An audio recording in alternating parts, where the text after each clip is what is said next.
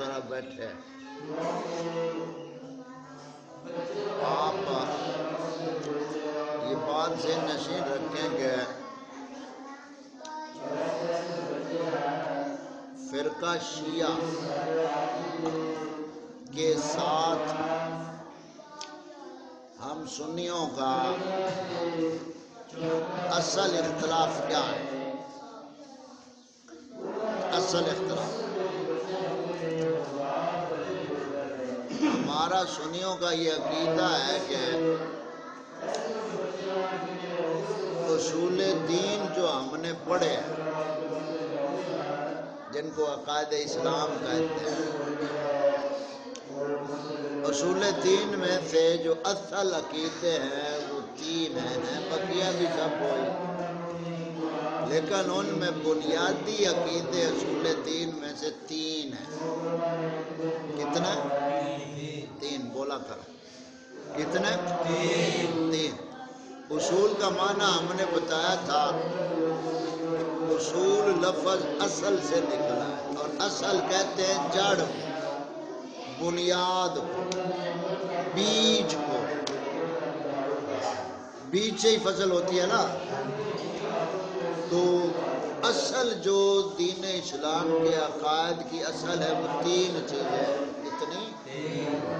توحید، رسالت اور آخرت، یہ بنیادی 3 عقیدے۔ ان میں سے کسی ایک عقیدے کا جو منکر ہے وہ اسلام سے خارج ہے۔ تو یہ کتنے بنیادی عقیدے اصول ہیں؟ کون سے؟ آخرت۔ اب یہی بنیادی شیعہ فرقہ کا اور ہمارا اختلاف ہے۔ شیعہ ان کے ساتھ اسی طرح جو فرض ہے وہ امامت کو، کس کو؟ امامت۔ یہ شیعوں کا بنیادی اصول میں سے عقیدہ ہے، یعنی جیسے توحید کا منکر اسلام سے خارج ہے، اسی طرح فرقہ شیعہ کے نزدیک جو امامت کا منکر ہے وہ اسلام سے خارج ہے۔ یہ ان کا خود ساختہ گھڑا ہوا عقیدہ ہے، اسلام میں نہیں۔ سمجھ آ گئی؟ تو یہ اصل بنیادی اختلاف ہے امامت کا، اس کو امامت و خلافت کہتے ہیں، یعنی مسئلہ امامت و خلافت۔ اب اس عقیدے کو انہوں نے گھڑا کیسے؟ آپ صلی اللہ علیہ وآلہ وسلم جب دنیا سے پردہ فرما گئے، اب اس کے بعد انہوں نے صحابہ پاک کے بارے میں یہ عقیدہ گھڑا کہ نعوذ باللہ صرف 3 یا 4 صحابی بچ کے بقیہ سارے دین سے پھر گئے۔ یہ شیعہ بے وقوفوں کا عقیدہ ہے، خنزیروں کا۔ ویسے خنزیر کو پتہ چلے نا کہ یہ مولوی مجھے شیعوں سے ملا رہا ہے تو سور میرے گلے پڑ جائے گا۔ سمجھ آ گئی؟ تو یہ شیعہ رافضیوں کا عقیدہ ہے، نعوذ باللہ، کہ آقا کریم صلی اللہ علیہ وسلم جب دنیا سے تشریف لے گئے تو سارے صحابہ دین سے پھر گئے تھے، نعوذ باللہ مرتد ہو گئے، 3-4 ان میں سے بچے بس۔ وہ کون تھے؟ حضرت مقداد، حضرت ابو ذر غفاری، حضرت سلمان فارسی اور حضرت بلال پاک رضی اللہ تعالیٰ اور حضرت عمار۔ بس یہ 5-6 صحابہ بچے، وہ بقیہ نعوذ باللہ سارے پھر گئے۔ تو صحابہ پاک کے ایمان پر اس طرح ان بدبختوں نے ہاتھ پھیرا۔ اب جو بھی ہم تک دین پہنچا یا قرآن پاک پہنچا وہ تو صحابہ کے ذریعے پہنچا۔ تو سب سے پہلے انہوں نے یہ عقیدہ گھڑا کہ نعوذ باللہ سارے صحابہ دین سے پھر گئے، صرف 3-4-5 بچے بس۔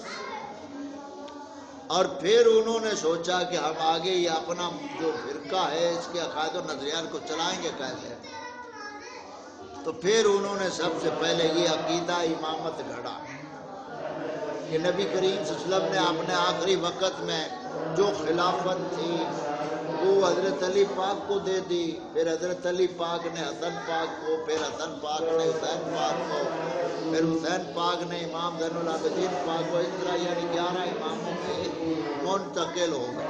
لہذا 12ویں امام جو ہے وہ غاروں میں چھپے ہوئے ہیں، وہ جب آئیں گے تو بس پھر معاملہ ہوگا، سمجھ آ گئی؟ تو اس طرح ان کا یہ باطل نظریہ چل رہا ہے۔ آج 9 ہے، کل ہوگی شاید یار، یہ 7 ہے یا 9 ہے؟ آج 8 ہے، 2 دن بعد پرسوں یعنی ہفتے کو، تو پتہ چل گیا۔ تو یہ اصل میں بنیادی ہمارا اور ان کا عقیدہ اختلاف جو ہے، ان کے نزدیک خلافت امامت یہ اسی طرح فرض ہے جیسے اللہ تعالیٰ نے رسول بھیجا، نبی رسول جس طرح آئے اسی طرح وہ اماموں کو مانتے ہیں، اور یہ عقیدہ کفر ہے، سمجھ آ گئی؟ اور ان لانتیوں کا عقیدہ یہ کہ جو امام ہوتا ہے وہ اللہ تعالیٰ بناتا ہے، مخلوق کو بنانے کا کوئی اختیار نہیں، اسی لیے تو ابو بکر عمر پاک کو وہ خلیفہ مانتے ہی نہیں، وہ لوگوں نے بنایا۔ تو مولا علی پاک کو بھائی کس نے بنایا؟ کوئی عہد ہے تو بتاؤ جس عہد میں نام ہو علی پاک کہ یہ تمہارے بعد خلیفہ ہے۔ نہ ایسا کوئی نام ہے، نہ کوئی ایسی حدیث ہے، نہ کوئی ایسی عہد ہے جس میں اللہ تعالیٰ نے نام لے کر عہد نازل فرمائی ہو کہ محبوب اپنے غلاموں کو فرما دو کہ آپ کے جانے کے بعد یہ علی آپ کا خلیفہ جانشین ہوگا، ایسی کوئی دلیل نہیں۔ اور ابو بکر صدیق پاک کے نام کسی کا بھی قرآن و حدیث میں نہیں ہے کہ میرے بعد ابو بکر خلیفہ ہوگا، علی ہوگا، یہ کہیں بھی نہ آیت میں ہے، کسی میں نہ حدیث میں۔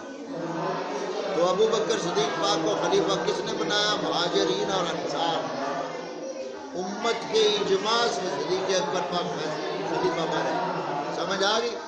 اگر وہ کہہ لیا آپ ابو بکر کا نام دکھاؤ خلیفت میں، خلافت میں، تو ہم کہہ سکتے ہیں بھئی ہمارا یہ دعویٰ ہی نہیں، ہمارا دعویٰ یہ ہے کہ شورا کے اجتماع سے آپ خلیفہ بنے، اور اسی میں حضرت مولا علی پاک نے بیعت کی اور پھر آگے عمر پاک بنے۔ تو یہ مجلس شورا جو ہے یہ خلیفہ بنانا، یہ اصل میں دین میں اصول یہ ہے۔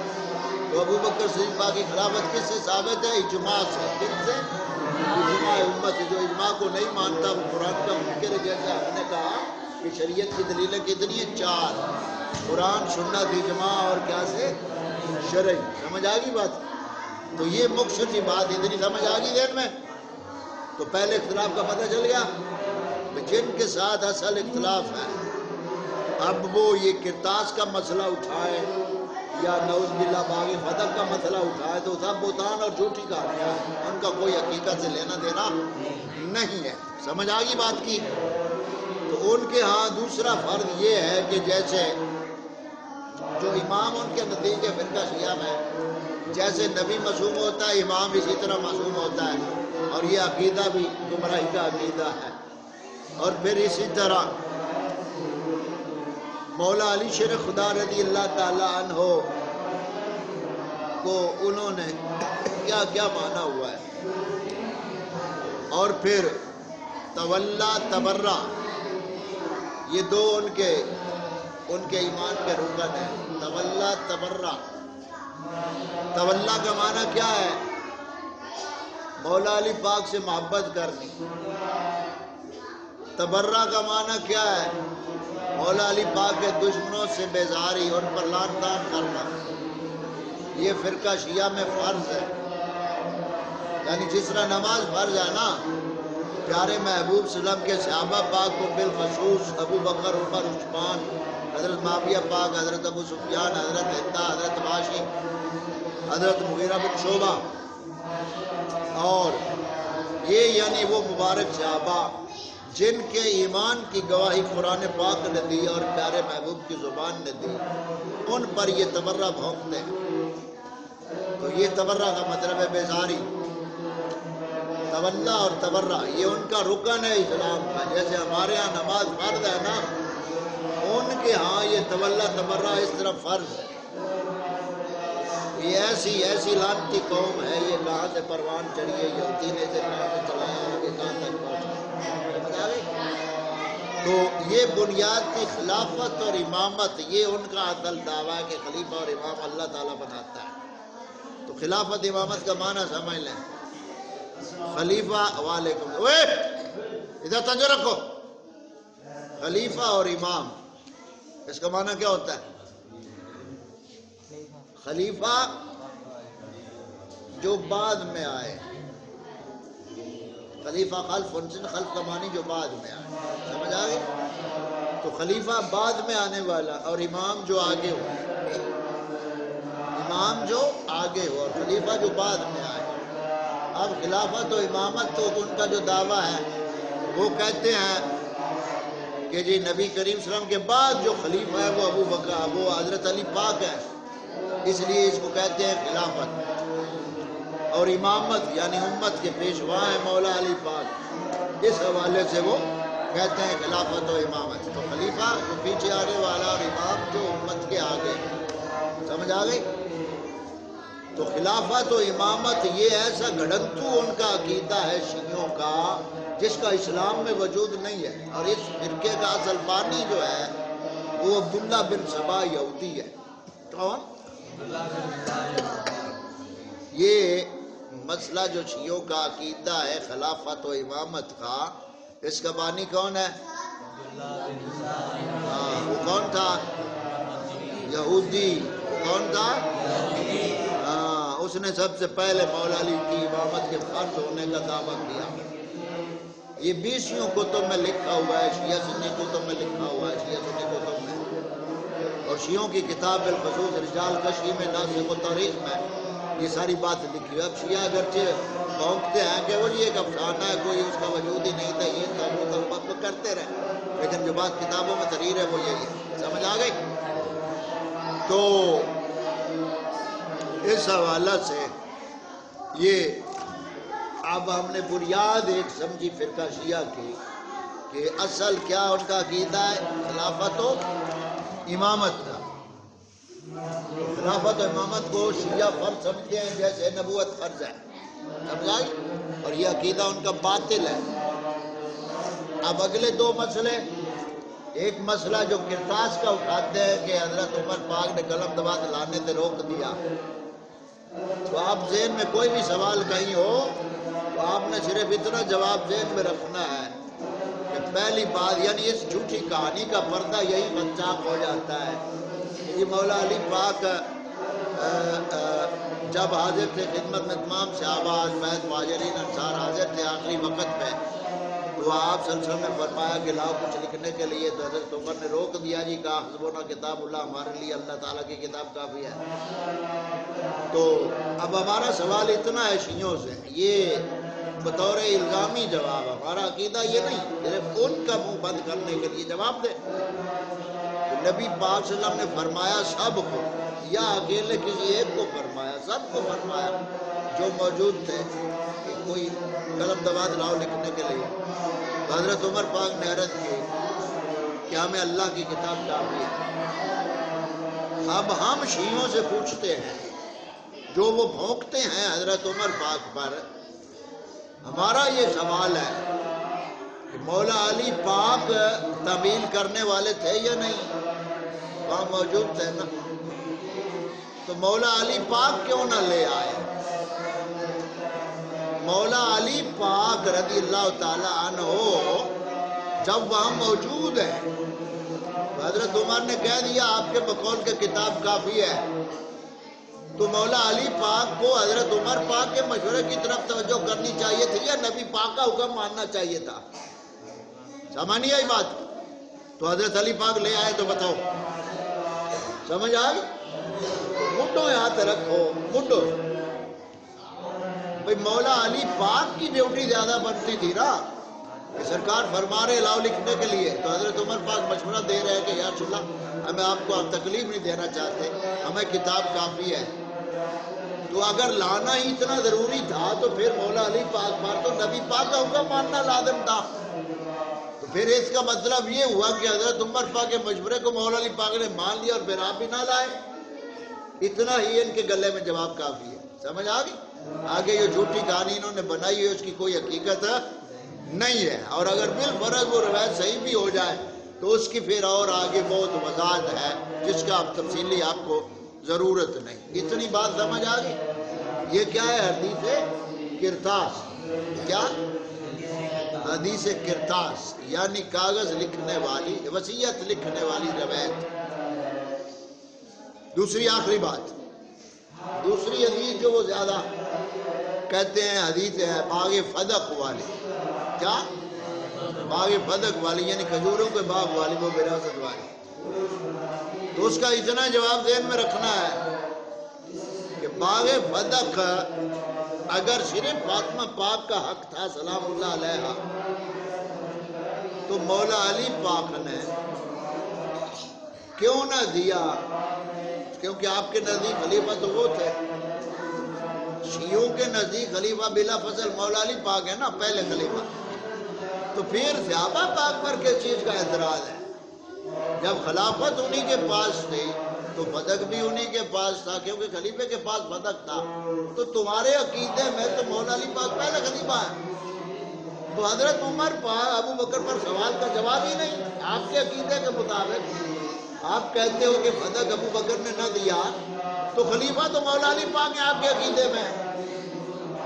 تو پھر کہاں کا سوال حضرت عمر پاک میں، حضرت ابو بکر جب خود وراثت تمہارے پاس، خلافت تمہارے عقیدے میں مولا علی پاک خلیفہ تھے، ان کو تو تم خلیفہ مانتے ہی نہیں ہو.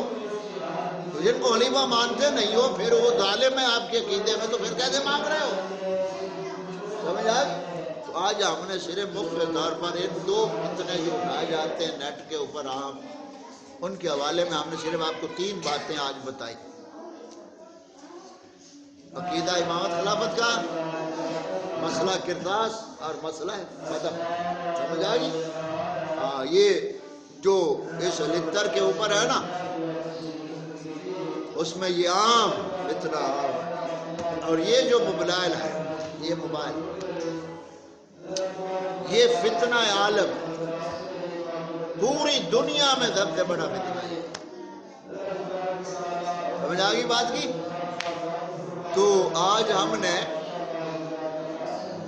جمعرات بروز 8 جمادی الاولیٰ 1445 ہجری 23 نومبر 2023 مگر نہ جانے کتنی ہے 2080 بکروی.